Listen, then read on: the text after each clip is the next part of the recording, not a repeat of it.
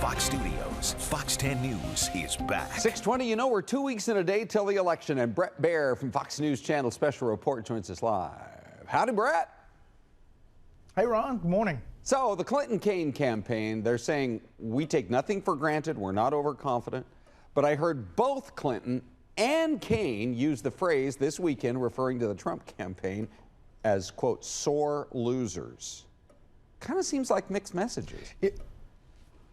Yeah, they are trying not to be overconfident, but they are looking at these polls, including the Washington Post ABC poll that has her up 12 points, and saying that they have the wind behind their back.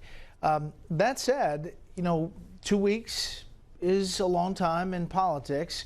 There are some polls that are much closer. There is one poll, the Investors Business Daily poll, that has Trump up to nationally. It seems like an outlier, but that poll has a really good track record, was closest back in 2012.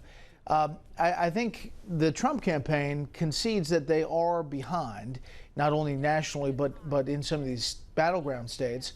But they do believe that they can close the gap, and you'll need to see that closing of the gap in the next week if the Trump campaign is going to live up to what they say and a path to 270. You know, if President Obama is any gauge, Democrats really are looking beyond the top of the ticket. He specifically criticized Republicans this weekend who only in the last few weeks have said, I'm dropping my support for Donald Trump. Does that seem like a workable strategy? Take anti-Trump Republicans and still try to tie them to Trump anyway?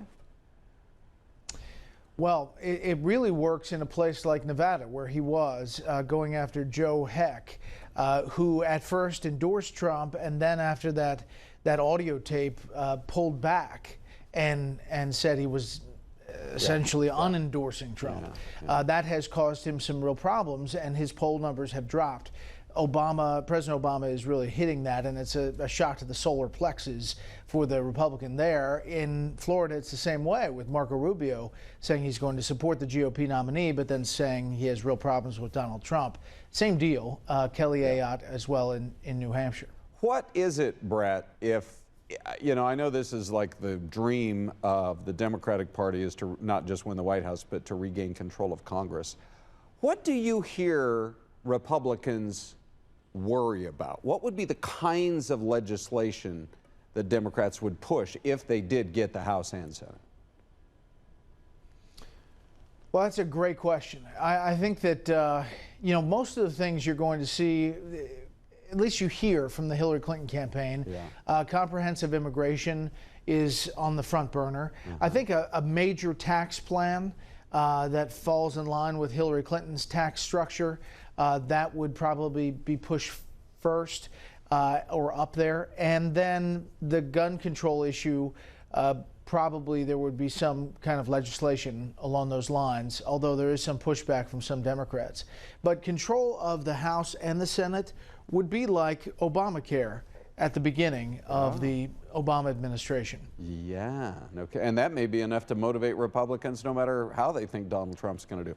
All right, Bret, always a lot of really good info. We'll watch for you this afternoon on the Fox News Channel and talk to you next week. All right, Ron, we'll see you.